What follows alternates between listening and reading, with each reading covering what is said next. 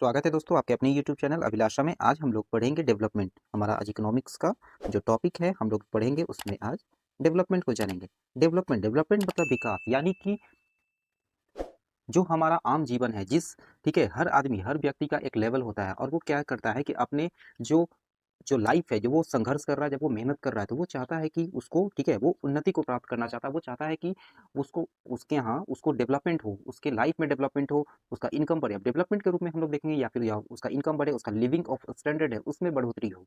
ठीक है, तो नॉर्मली हम लोग देखेंगे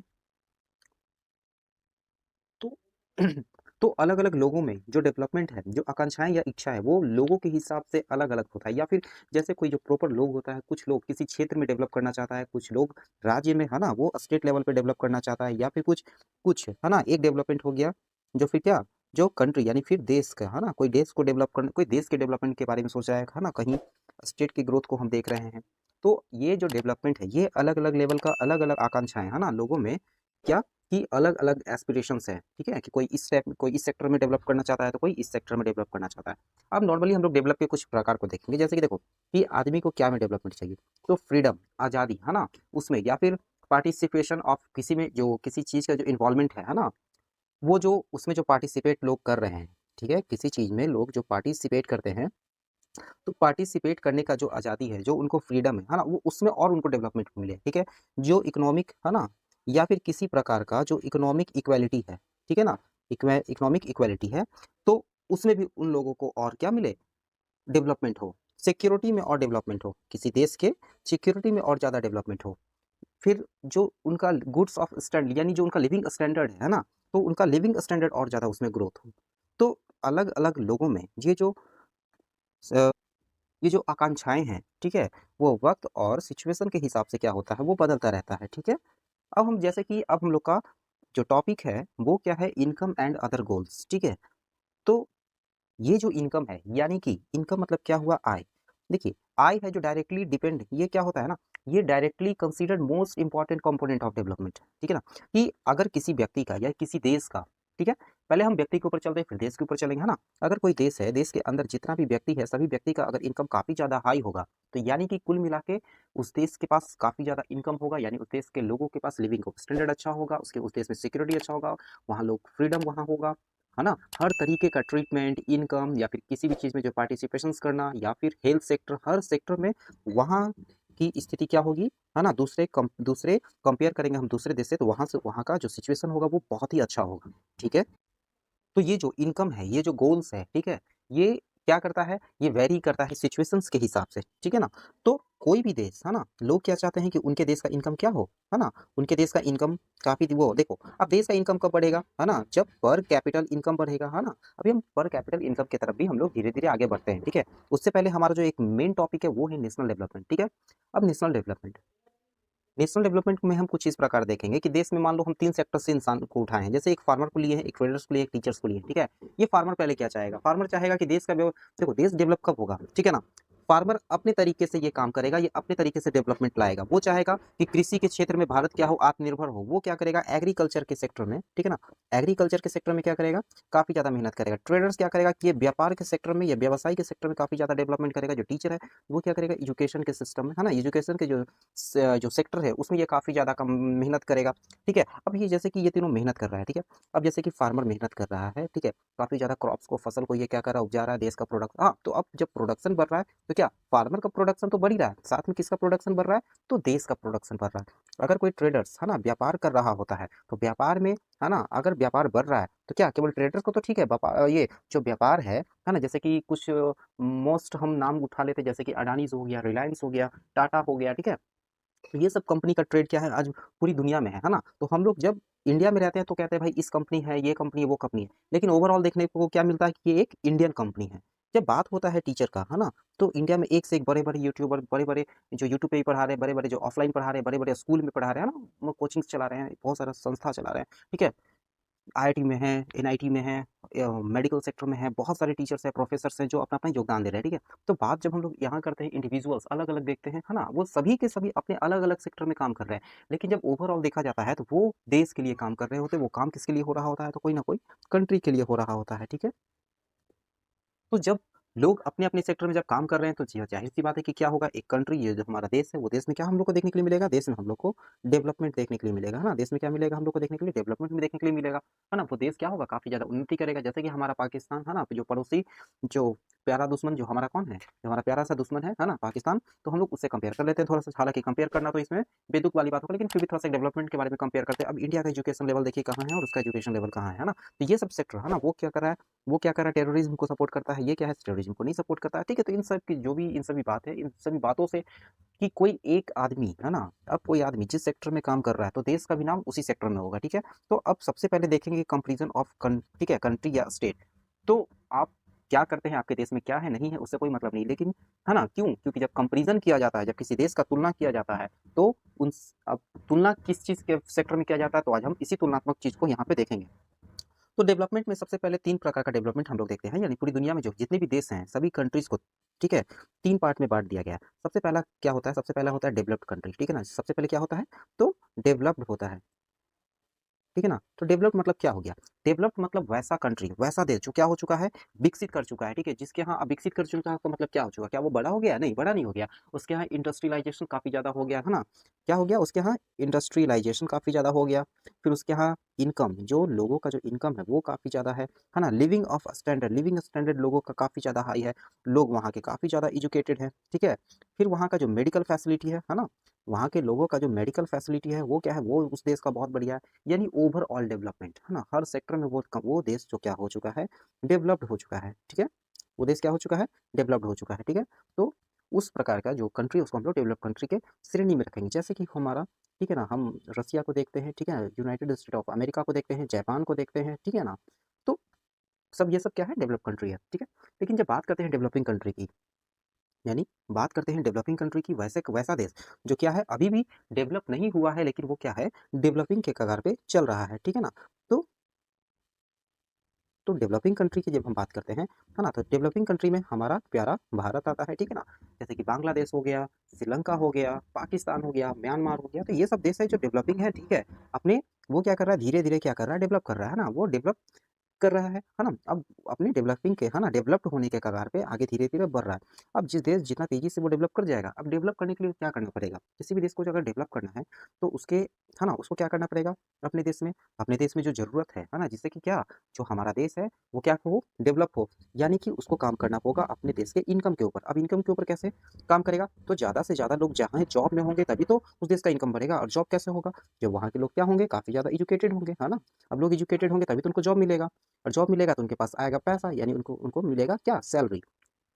ठीक है? तो ओवरऑल गवर्नमेंट कहाँ ध्यान देती है? जॉब के ऊपर। जॉब के ऊपर, ये नहीं कि उसको गवर्नमेंट जॉब या मतलब एक ऐसा सिचुएशन, एक ऐसा इको फ्रेंडली एनवायरनमेंट डेवलप करना जहाँ से जॉब क्रिएट हो, ठीक है? क्योंकि सरकार सभी को जॉब नहीं दे सकती है, ठीक है ना? जॉब के लिए क्या होता है? बहुत सारा सेक्टर, मान लीजिए आपका क्वालिफिकेशन है 8, ठीक है? आपने 8वीं तक पढ़ा है, लेकिन आपके पास पेंटिंग का बहुत अच्छा स्किल है, ठीक है?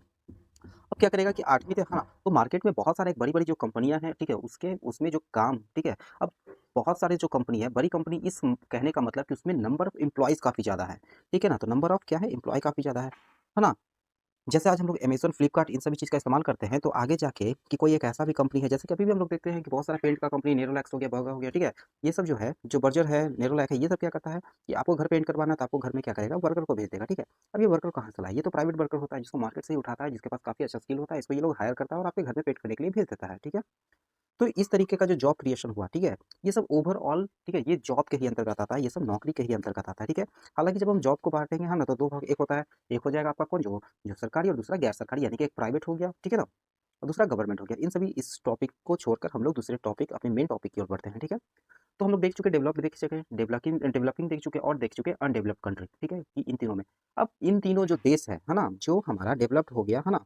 पहला नंबर, दूसरा नंबर और तीसरा नंबर, ये तीनों जो कंट्री है, तो किस आधार पे तय किया जाता है कि कौन कितना डेवलप है, कौन कितना डेवलप नहीं है? तो आप कहेंगे वो तो देख के ही पता चल जाता है। तो हर काम देख के नहीं होता है, कुछ काम कागज़ पे भी किया जाता है, ठीक है?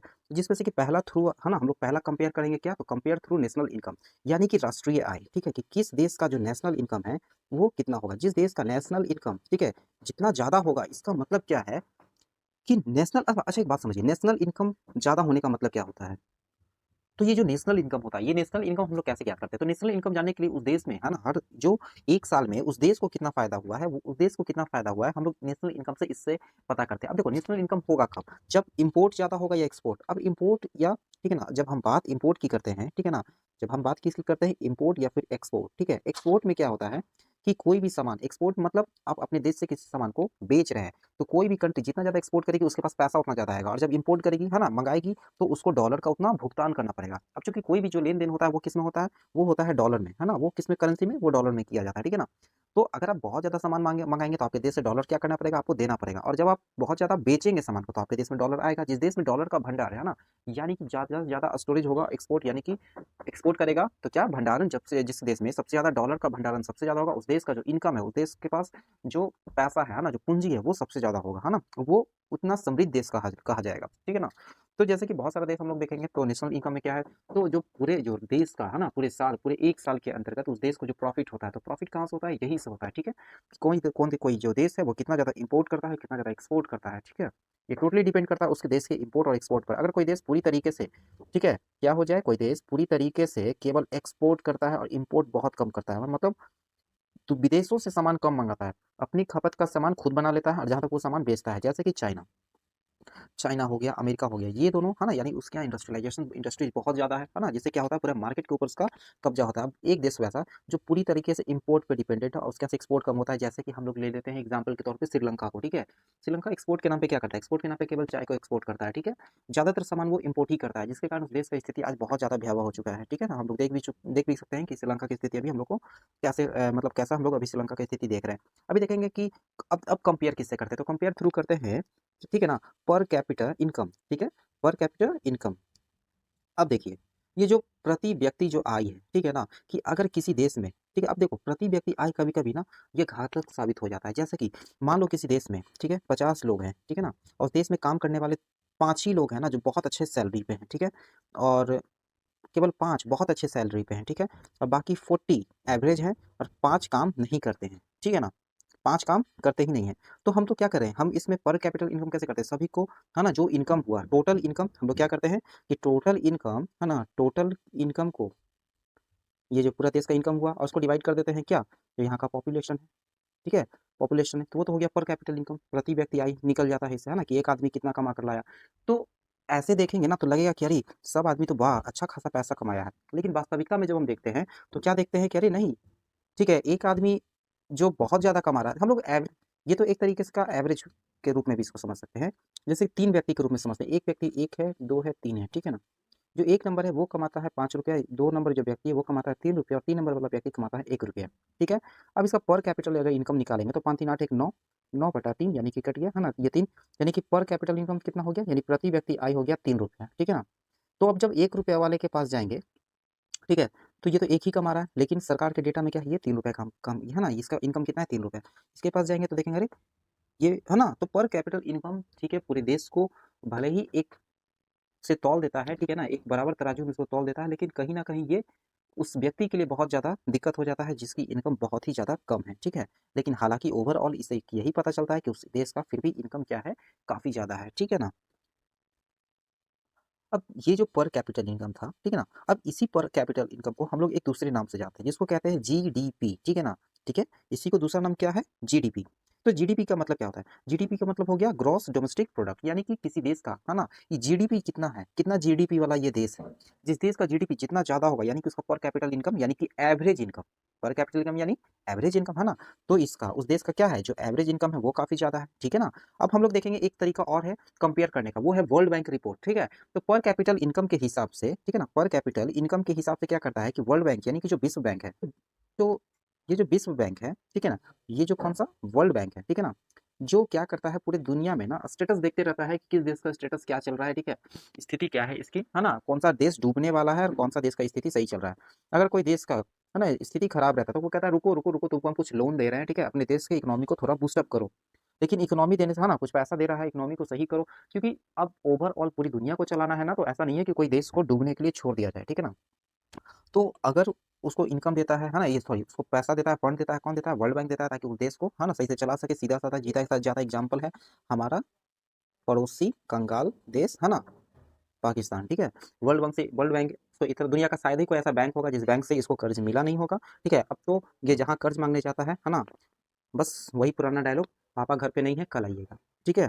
तो सब इसको वही बना के रख दिया, ठीक है। ये जहाँ भी जाता है ना, उस बैंक में जो गेट पे जो गेटकीपर होता है कहता है कि पापा नहीं है कल आइएगा। अभी जगह जगह से अब इसको कहीं भी कोई लोन देने के लिए तैयार नहीं हो रहा। रीजन क्या है कि ये चुकाएगा कैसे, ठीक है ना। तो ये जो वर्ल्ड बैंक है ये क्या करता है, ये रिपोर्ट जारी करता है किसके हिसाब से, है ना, ये इनकम के हिसाब से देख के, है ना, कि किस देश का कितना रेवेन्यू जनरेट हो रहा है, कौन देश कितना प्रॉफिट में जा रहा है ना, आगे आने वाली उस देश में और क्या क्या समस्या, है ना, उत्पन्न हो सकती है जिसके कारण इसका इनकम डाउन होगा, ठीक है। इन सभी चीज का आकलन वो करती है और उसको कोई गड़बड़ी लगता है तो वो क्या करता है, बोलता भी है, कहता है भाई थोड़ा ठहर जाओ, ठीक है ना, ये सब गड़बड़ियां हमको तुम्हें दिख रही है, थोड़ा सही कर लो।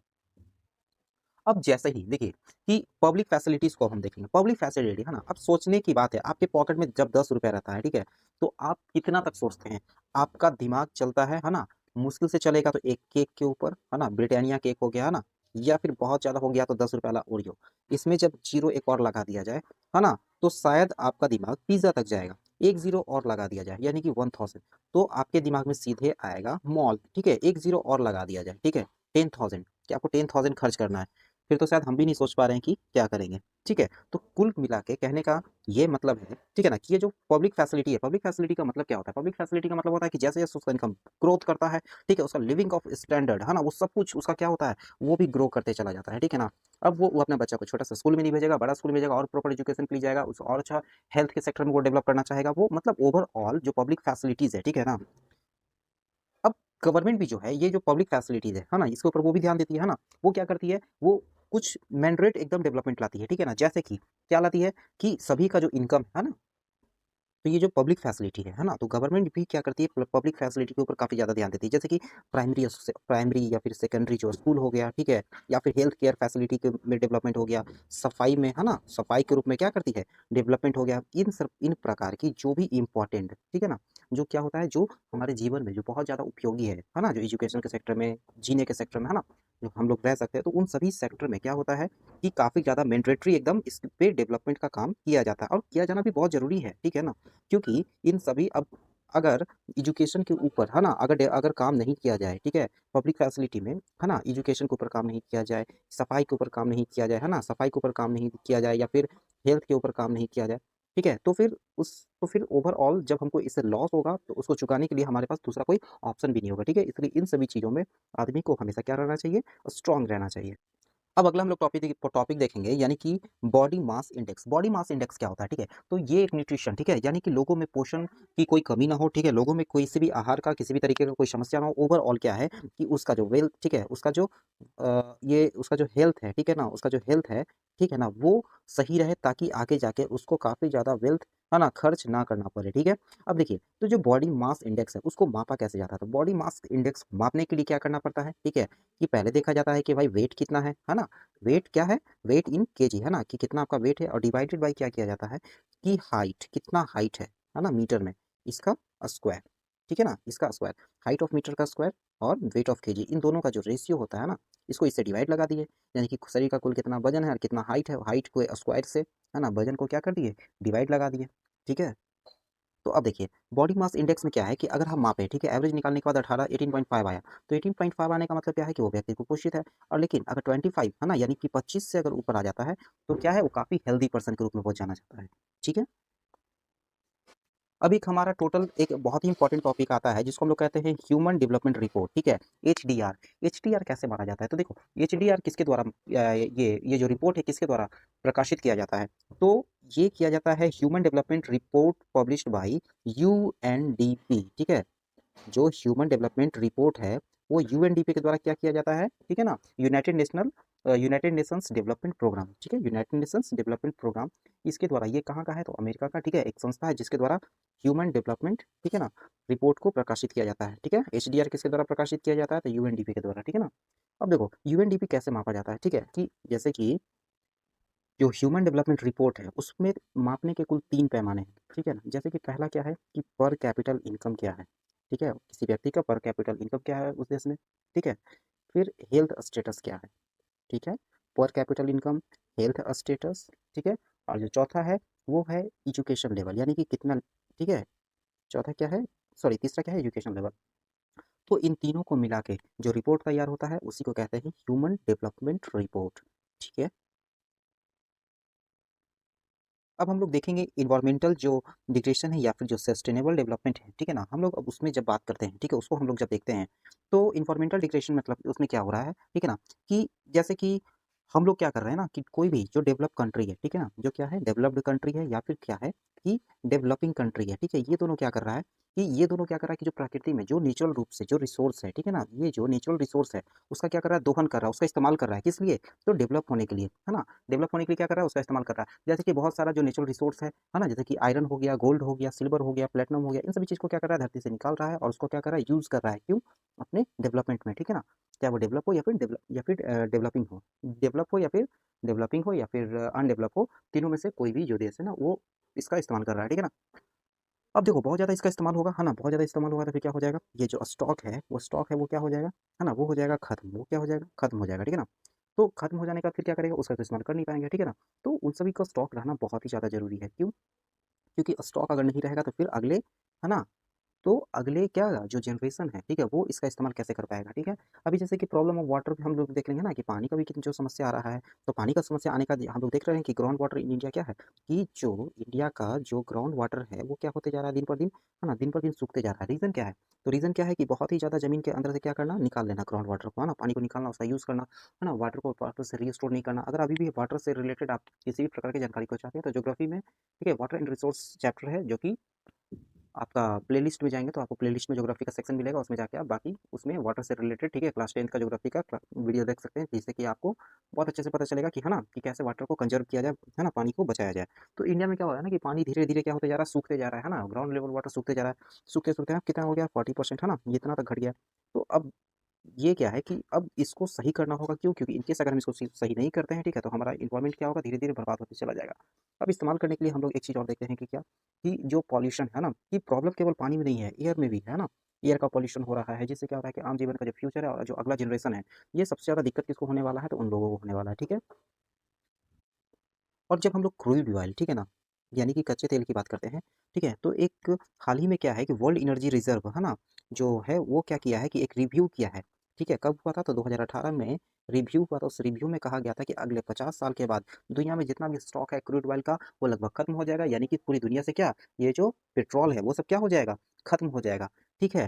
तो जो हम लोग जो डेवलपमेंट कर रहे हैं ना उसका इस्तेमाल कर कर किसका, तो जो ज़मीन से निकाल के ना जो नेचुरल जो नेचुरल ऑब्जेक्ट है ना, जो नेचुरल पदार्थ है जिसका ज़मीन से हम लोग क्या कर रहे हैं, निकाल के जो दोहन कर रहे हैं, जिसका इस्तेमाल कर रहे हैं, ठीक है, फाइनली वो क्या हो जाएगा, एक दिन खत्म हो जाएगा और हमको जब तक हम उसके अल्टरनेट पे, है ना, अगर अल्टरनेट पे हम शिफ्ट नहीं हुए तो हमारे लिए ये बहुत ज़्यादा परेशानी होगा, हमारे नेक्स्ट जनरेशन के लिए क्या हो जाएगा, एक बहुत ही बड़ा समस्या लेकर खड़ी हो जाएगा, ठीक है। अब समस्या कैसे खड़े हो जाएगा, जैसे कि मान लो क्रूड ऑयल का रेट, जैसे मान लो क्रूड ऑयल खत्म हो गया अचानक से, तो क्या होगा, हर सामान का रेट बढ़ जाएगा, क्यों, क्योंकि ऑयल नहीं होगा तो ट्रांसपोर्टेशन बंद हो जाएगा, ट्रांसपोर्टेशन बंद होगा तो सामान का क्या हो जाएगा, सप्लाई कम हो जाएगा, सप्लाई कम होगा वैसे ही क्या होगा, डिमांड बढ़ जाएगा, डिमांड बढ़ जाएगा किसी भी चीज़ का तो वो रेट उसका हाई हो जाएगा, ठीक है। तो मिलते हैं अगले फिर नेक्स्ट टॉपिक के साथ, तब तक के लिए बाय।